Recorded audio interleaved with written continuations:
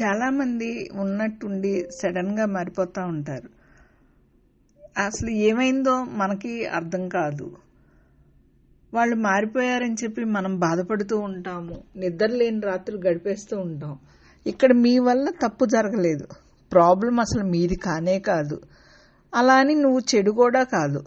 ఈ మనుషులు ఎప్పటికీ మారరు, కానీ వాళ్ళ అవసరాలే మారిపోతూ ఉంటాయండి. ఇప్పుడు కూడా మారిపోయాయి అనుకో. వారికి ఇప్పుడు నీ అవసరం లేదు, నీ వల్ల జరగాల్సిన పని జరిగిపోయింది, లేదా వారికి నీకన్నా బెటర్ ఆప్షన్ దొరికింది.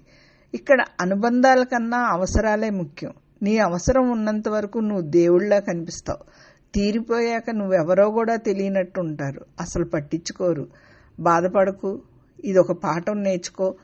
నీ జీవితంలో ఇది మంచి లెసన్ అనుకో.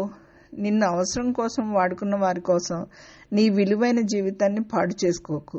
హాయిగా సింగిల్గా బ్రతుకు, వీలైతే కింగ్లా బతుకు. ఇక్కడ నీకు నువ్వు మాత్రమే మంచి తోడు.